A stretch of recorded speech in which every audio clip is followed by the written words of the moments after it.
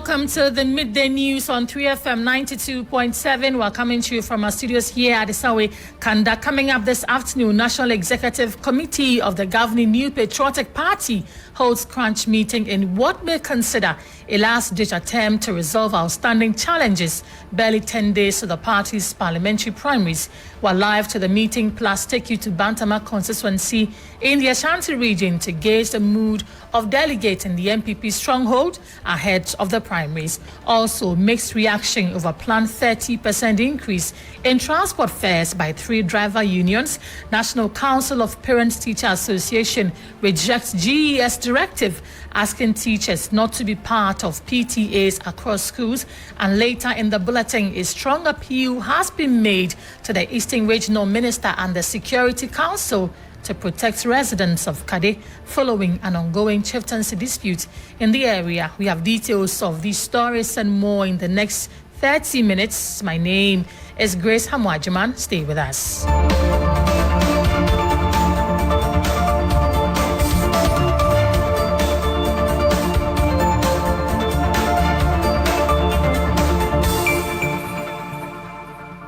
Thank you for joining us. Let's dive right into it. And passengers will have to brace themselves to pay 30% more in transport fares. This is because the commercial transport operators in Ghana have declared a 30% increase in transportation fares nationwide, starting from Monday, January 22. The operators justified this decision, citing significant increases in the cost of lubricants, spare parts, and EVLA service charges. In an official statement, the operators stressed the escalating expenses in the public transportation sector, posing challenges to sustaining the operational activities. The 5 driver unions say the objective behind proposing a fare increase is to alleviate the financial difficulties faced by drivers and secure the sustainability of Ghana's public transportation industry. My colleague Crosby Noble Annan has been engaging some stakeholders and has joined us in the studio. Crosby, thank you for joining us. Thank you so much, Grace.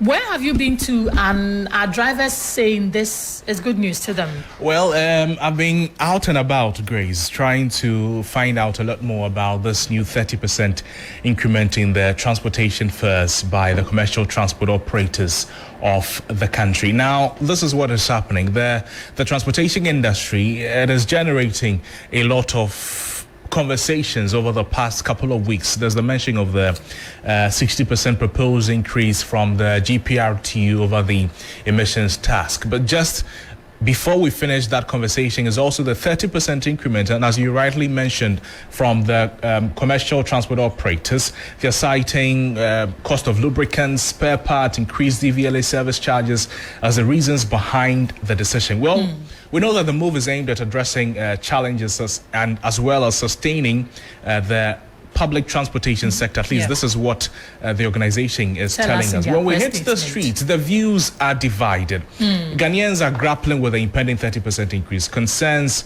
are about affordability, and they're also pegging that against understanding the challenges faced by the drivers. We need to find a balance. I spoke with a few drivers and some passengers, and this is what they had to say about this latest proposal. It's ridiculous, looking at how the system and everything is going. You realize that people are suffering, and then the only thing you can do is just increase. There's no strategy, and then there's no, proper system. And you want to talk about transportation, which means you want to kill hospital. I know you're doing your customers from Fokano. Since I've been be kakra or better so, and you send a man so many. You say oil am this akai. First, now me tobacco 165. You say no, backward 215 cities. Ujumeni until I cut your ma. We had done a better all film. Omo de ba me de be me de. Oh, the person ya de ba hanu. Ba me driver me so no ebia. Nye bia this enko na meto. Nye blefu enko na meto. Anapai. Me go to where. Where na baby eto no no. Baby na da no. 20 Ghana. Eze ko ma san so. O ma san ati. Where na so. Some of these taxes on spare parts is not really needed. So they have to, decrease some of these taxes. Yeah, if you say, I'm going to say, to put room in one year to all from man. Say, Mama, who say, Antissa. Because they say, and that oil, you took 2. Say, at the assassin, any, this is a top 3. na me best sa me wire nti 3 no ba ko bia me fan say 3 million kwa nya 9 million nti 9 million say me gi 1 cedi da be me nya 9 million da koto wire nti me dem me form so say yatum. So you had some passengers as well as some drivers reacting to this announcement by the driver union. So, Crosby, we know this is starting 22nd January, that is next week. How are we likely to see this play out? Next week, Monday. And the interesting aspect is how you'd be able to how the passengers will be able to calculate the 30% increment and their willingness to want to pay this new increment in their transportation fares. You know that usually people think that the transportation fares will go up when cost of fuel increases, but this is not the case. So though it will be met with some levels of resistance, but hopefully an agreement will be met some way, somehow, and then both drivers and passengers will have some crucial balance in this development. All right, Crosby, thank you for that update. So if you're a passenger out there, start looking for that 30% extra increment to the fares you have been paying. Let's go to the ruling NPP, because the National Executive Committee of the governing New Patriotic Party is this afternoon holding a crunch meeting barely 10 days to the party's parliamentary primaries. The meeting today will seek to, among many things, address current bottlenecks surrounding the January 27 election, with a number of aspirants uncertain over whether they would be on the ballot paper in their various constituencies. The National Appeals Committee has since last week been meeting some of the disqualified aspirants with no clear conclusion yet. Our man Duke Mensah Opoku is live at the Alisa Hotel and joins us on phone. Duke, what can you report from this meeting? So in less than 2 hours, members of the New Patriotic Party will start a crucial National Executive Committee NEC meeting here at the Alisa Hotel, where members will be deliberating on a number of very, very important reports that needs to be taken ahead of the party's primaries across the country in some 137 constituencies. Key amongst them are issues that have been referred to the National Executive Committee by the regional vetting panel. So 2 constituencies we know, that of Nhyira and Akuapem South. NEC will have to make a determination in relation to whether some aspirants are actually qualified to contest in the 27th January parliamentary primary. Also, there's a critical issue of the report of the National Vetting Appeals Committee, where the 11 aspirants who were disqualified at vetting at the regional level have taken up their cases to the National Vetting Appeals Committee, looking for some reprieve for them to be cleared to contest. Also, there's an all-important petition from Katie Amond, an Asiasqua member of parliament who's seeking to run unopposed and has filed a petition against all the 3 of his contenders. So these are some of the meaty and weighty issues that NEC would have to deal with today at this very crucial meeting, which starts in less than 2 hours. And you're talking about issues. Are you aware of any other matters, possibly an extension of the dates of the upcoming primaries, considering the short time that some of these disqualified aspirants could have to campaign, and should they be cleared eventually? And then also about the work of the National Appeals Committee. Has that come? Is it likely to come up before the NEC, and would they take a determination on their work? Well, on the issue of the dates, we cannot say for sure whether there will be a postponement or the January 27th will maintain that date. Obviously, it will depend on the kind of arguments that will be made before the committee in this crucial meeting, and that would determine whether the committee will decide on this crucial issue of date and whether to postpone it or not. Again, Member of Parliament for Prayasu in the Eastern Region, David Sopokwansa, is making a strong case for polling station executives and other delegates who will not be present during the 27th January, will not be present in their constituencies, to be allowed to vote by proxy. This is also one of the important petitions and pleas that will be considered at this crucial meeting happening here on Wednesday here at the Alisa Hotel, which is due to start in about 2 hours. Duke, thank you for that update. Duke Mensah Opoku is our man monitoring the crucial NPP National Executives Committee meeting. You know we can't have an NPP conversation without going to the Ashanti region. My colleague William Evans Inkum has been engaged in the mood there. Evans, thank you for joining us. What is the Ashanti region saying about this crucial NEC meeting? Well, so they are looking forward to, because already the position of the executive here was that nobody is disqualified as far as the Ashanti region is concerned. Of course, nobody was, but for the Menchia South aspirant, of course, whose case was very obvious because he's never voted in the country. He doesn't own a voter's ID card, so it was definitely going to be very difficult for the vetting committee to have passed him because, his position was, in contravention with that of the 1992 constitution, of course, that of the NPP's constitution. Apart from that, they are not looking forward to seeing anybody disqualified because they have a very bad precedent. That was in the lead up to the 2020 parliamentary election where some decided to go so because they thought that the party didn't give them a foul play. A case in mind is the Formina constituency.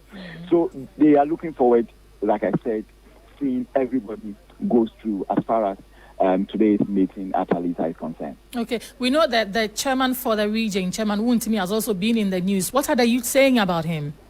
Well, so Chairman Wuntimi has been in the news and it started during the vetting process.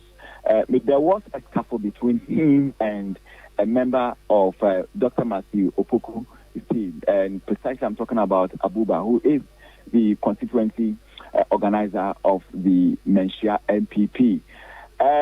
We understand we cannot independently verify this particular allegation that Wuntimi passed a derogatory comment or challenge the authority of the Santehene. We do not have the records to prove. And so all that has been flying as far as this particular development is concerned are just allegations. And it was on the basis of that the Ashanti Youth Association held a press conference today asking Menchia to bar or ban Wuntimi until Wuntimi publicly apologized to Santehene. We don't know whether they have a tape backing their claim, but Media General, we do not have the tape. So that is what the youth said. Kito was the spokesperson or is the spokesperson for the Ashanti Youth Association, and this is how he put it. Friends and Trefunshia, na ye beka esisu dua esisu pi se Chairman Wuntimi or MPP amanyoko no Ashanti regional chairman ku no nyane dia ku ne ye nyina na ye ka ye ho bom kwoto abade won besi akonwa no so enti ne Wuntimi hu ne se oso chen Asante man ana oso chen sikadwa ye ntimi ne ntra Asante se Wuntimi hu ne se NPP amanyoko no omo ane omo a obi aka ontia omo mfie ku nko ne enso ye sikadwa. Evan, so we have listened to the spokesperson of the youth group. What does this mean for the party? Well, it means a lot for the party because then there's going to be some level of a cold war between the seat of Santehene and the party, of course, which will affect the fortunes of the party hugely. Because, here we have Menchia fanatics. And one thing that has made Menchia very strong is the backing that it has from the people of the Ashanti region, irrespective of the tribal belonging. So if once you affect Menchia, you have affected an entire community. And this community is also dominated by the NPP. If you look at the kind of people who held the press conference, you're talking about leadership of the KJTIA Traders Association, and you're also talking about the Ashanti Youth Association.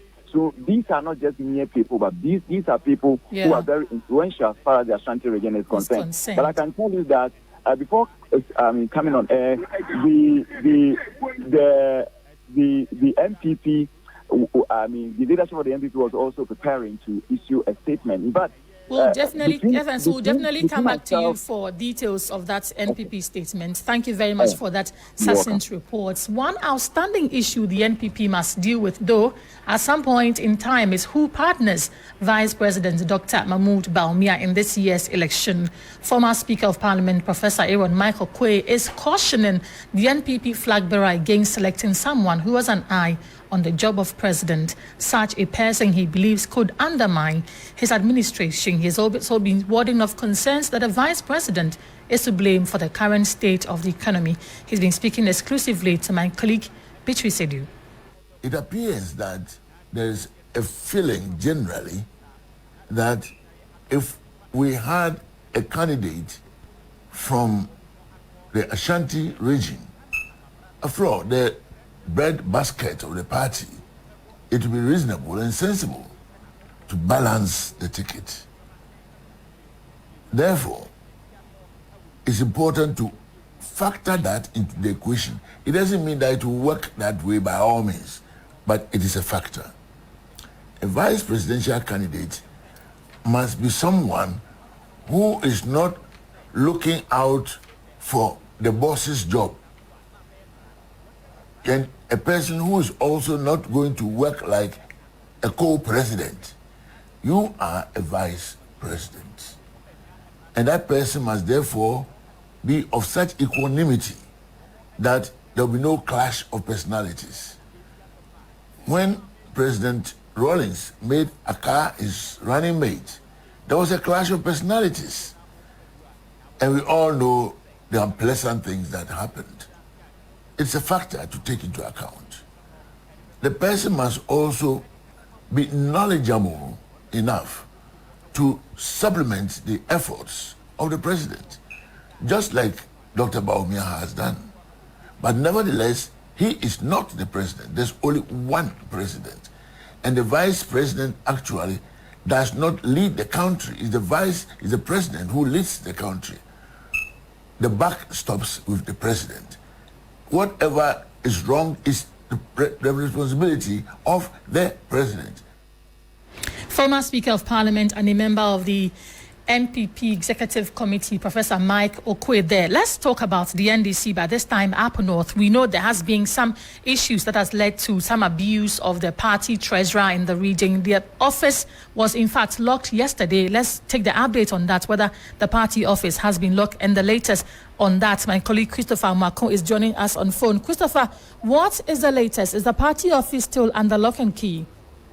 Yes, Grace, I can confirm to you that the party office is still under lock and key. Even yesterday when regional executives held a meeting, they could not do so at the party office. They had to get a different venue to hold a meeting. So as it stands now, the party office is set to be open for use by executives.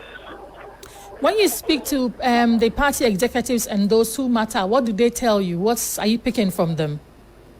So they told me that yesterday they had gone to court with the suspects when the youth went to the party office to lock up the place. And for them, the matter hasn't been reported to police. Police are investigating. So they are waiting for directives from the police so that if they tell them to go and open, because it will not temper with investigations or evidence, then they will do that.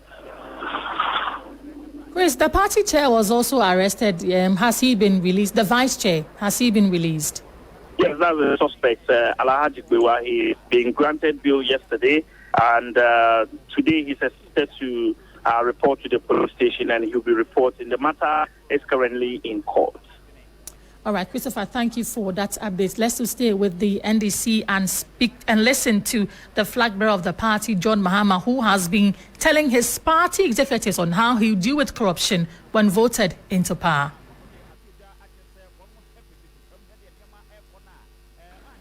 I do think that if we do not establish fairness in our system in fighting corruption, it will overwhelm this country. A lot of time lip service is paid to it. The anti-corruption institutions are fettered and are not able to dispense their mandates independently and unhindered. And I have said that we will hold people in this government who have misconducted themselves accountable. But at the same time as we hold them accountable, people who will also misconduct themselves in our administration would face the full rigors of the law. The anti-corruption institutions will come after them. And I'm not going to interfere with the work of those institutions if they're investigating you. If they investigate you and you're found innocent, fine. If they do and they find you culpable, then the laws of the land will have to work. It's only when we establish that kind of fairness. And of course, we know that corruption has permeated everywhere. But then, for those who are indulged in petty corruption at the lower levels, they cite the big corruption at the top for the motivation for them also to get their fair share. And so if we must fight corruption, it must start from the top to the bottom, so that if you yourself are transparent and accountable, then you can hold your subordinates to transparency and accountability. And so that's another priority. Flag bearer of the NDC, John Mahama there. Let's move away from politics, because this afternoon, the chief of Kade in the Kwaibebre municipality of the Eastern region is appealing to the regional minister and the Security Council to urgently address a simmering tension in the area. This follows a purported attempt by the National House of Chiefs to enter the name of an individual into the National Register of Chiefs as a chief of Kade. Upon failure to provide reasons for appointing the new chief, the current chief, Osaberima Ejare Tinedu II, sought a court order to restrain the House of Chiefs from going ahead with its intended action. Sensing the tension and possibility of clash, the chief and his elders are making a strong appeal to the regional minister and the Regional Security Council to intervene to ensure peace in the area. Here are excerpts of a press statement from the chief read by his lawyer, Captain Nkwabia Ifadate, retired. That I am a man of peace. I don't want a single drop of blood to be shed at Kade over chieftaincy. We in Ghana are very passionate about our cultural institutions. The history of Ghana is full of countless instances of bloodshed in seemingly peaceful communities. And I don't want Kade to be added to it. That was lawyer of the chief of Kade, Captain Nkwabia Ifadate. Our reporter, Christian Yale, is all the way in Kade and has joined us for more. Christian, you have been monitoring the case and the ruling thereof. Give us a summary of what has transpired so far. All right, great. And so the Judicial Committee of the National House ruled or made a decision against the current chief of Kade, and as such went ahead to more or less gazette and make an attempt to install a new chief. Now, this was an issue that the chief took to the Supreme Court. He filed a notice of appeal at the Supreme Court, barring this action taken by the National House of Chiefs. Fast forward, an attempt was made, like people said, there was an attempt to ambush the law and also make an attempt to bring in the new chief, who possibly comes from a different family, the account that we have received from family members. And so he went ahead to file a motion of stay of execution at the same Judicial Committee of the National House of Chiefs. But to ensure that it will be technical results, he went ahead and then given to the Kumasi High Court, where the court ruled and gave an order to the chief. Now, in the words of the court, the decision taken by the National Authority was a legal lawful breach of the natural justice, and so he went ahead to award. We apologize. We're having challenges hearing clearly from our reporter. We'll raise him again in our subsequent bulletins, and he will give us all the updates we need. But before we go, graduate unemployment continues to remain a major challenge, causing many young people to resort to accepting jobs that sometimes pay lesser than what they tend to think they deserve. My colleague Ibrahim Abubakar has been exploring the matter further in today's edition of our special feature.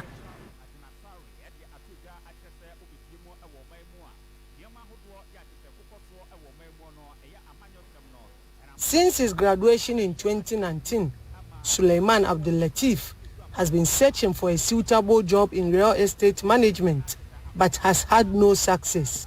The Kumasi Technical University graduate dream of working for an institution or company related to his field of study is yet to become a reality. as a university graduate, your expectation is to get a job after education. It's not easy. The frustration is too much. To keep himself busy and also help pay the bills, the 30-year-old is now engaged in photocopy business at the Republic Hall of Kwame Nkrumah University of Science and Technology. So upon completion and after my national service, and the job was not coming, I went back to the photocopy business and was managing with it small. So right now, that's what I'm surviving with it. For Saadatu Muhammad, university certainly did not end the way she thought it would. She was hoping employment opportunities would be waiting for her right after the 1-year mandatory national service. But the 29-year-old is currently operating a small business whilst also waiting to secure a better job. Going through education for several years, and after completing your dreams, your passion, everything has vanished within some short span because of unemployment. So it's very frustrating. Doing something by the roadside, like the one I'm doing, for example, your colleagues will see you, they are in big cars and stuff. So at times you see them, then you start to envy them. Data from the Institute of Statistical, Social and Economic Research indicates that only 10% of graduates secure employment within a year of graduation. Figures from the Ministry of Employment and Labor Relations also states each year over 200,000 young Ghanaians, including graduates, skilled and semi-skilled individuals, are on the lookout for jobs. Though most graduates are finding it difficult to get a job, there are the likes of Mohammed Shahid who have decided to make their own opportunities. The Kwame Nkrumah University of Science and Technology graduate has begun a laundry business after facing rejections in his several job applications. Right now, the level that I'm taking myself to, I don't think I can work for anyone anymore. Now I'm focusing on my own entrepreneurial life.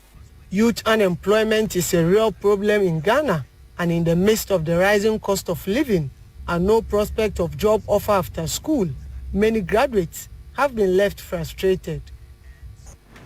My colleague Ibrahim Abubakar's report there on the teeming numbers of graduate unemployment in the country, ending the midday news on 3FM 92.7. Many thanks for joining us. Log on to 3news.com and get some more stories. You can also join us later for updates on all of these stories. My name is Grace Hammoah Agyemang. Menu Afol is standing by to bring you the latest in the world of business. Thank you for joining us.